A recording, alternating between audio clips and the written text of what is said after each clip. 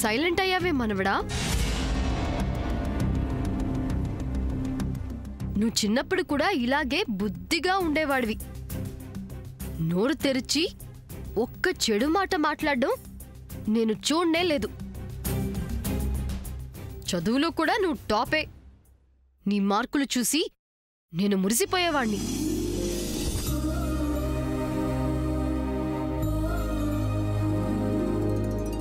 పెద్దవాళ్ల ముందు నువ్వు చూపించే వినయం, అణుకువ నాకు నచ్చుతాయిరా.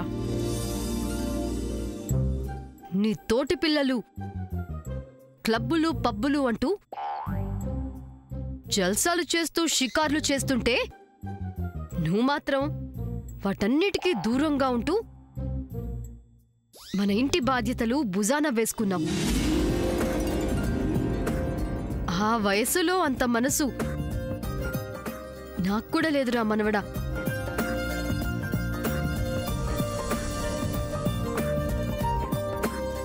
ఇంకా ఆడపిల్లల జోల్కి, చెడు సావాసాలకి నువ్వెప్పుడూ వెళ్ళలేదురా.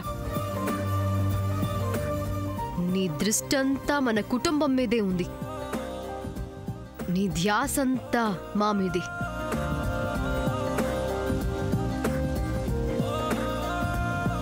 ఇంత మంచి మనవడు ఎన్ని పూజలు చేస్తే దొరుకుతాడు?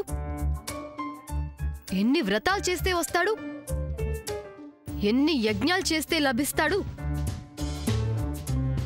యాక్చువల్లీ నువ్వు పిలవగానే నేను పైన బయలుదేరాను. బట్ ఈలోగా ఆ శామ్ పిలిచింది. రాకూడదనే అనుకున్నాను. కానీ మీ నానమ్మ ఉంది కదా, అదేరా నా భార్య సావిత్రి. తను బాధపడుతుందని వచ్చాను. నీ మీద ప్రేమ లేక కాదురా, నీలాంటి మనవడున్నాడని చెప్పుకోవడానికి నాకు చాలా గర్వంగా ఉంది. Really I'm proud of you my bye.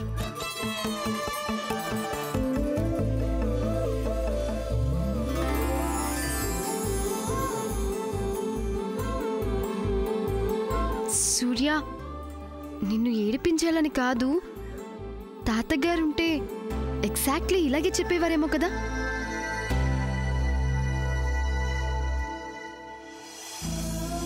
తాతగారిని ఎప్పుడో చిన్నప్పుడు చూశాను. నా చిన్నప్పుడే ఆయన చనిపోయారు. ఇన్నాళ్ళకి నిజంగా అచ్చం తాతయ్య గారిని చూసినట్టే అనిపిస్తుంది. Thank you sir. I love you రా మనవడా.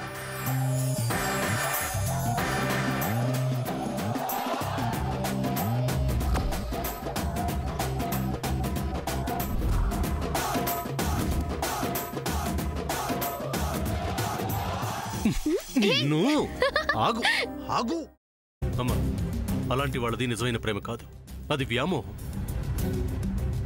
ఎగ్జాక్ట్లీ చిన్నత్త, నిజంగా ప్రేమించుకున్న వాళ్ళు అలా చేయరు. ఎంత మనసు విరిగిపోతే కన్న కూతుర్ని పట్టుకొని మా దృష్టిలో చచ్చిపోయా ఉంటుందా తల్లి? అది సరే అమ్మా, తన కూతురుతో తన మాట అనేటప్పుడు ఆమె మాటల్లో వ్యథ, కళ్ళల్లో బాధ గమనించావమ్మా? పెద్దబాబుకు బర్త్డే విషెస్ చెప్పు కూడా వెళ్ళాం కదా. ఊరికే ఎలా కాలిపోతుంది? మంట పెడితేనో పడితేనో తగలబడుతుంది.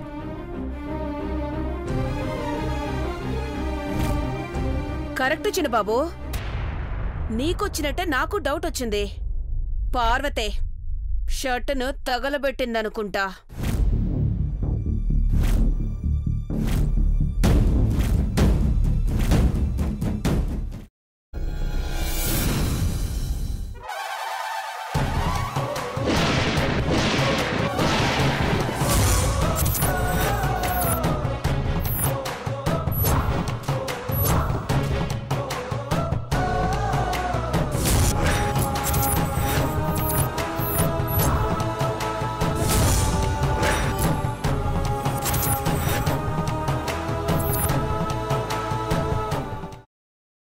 తర్వాత పొట్టు తీసేసి చాప్ చేసి పక్కన పెట్టుకోవాలి.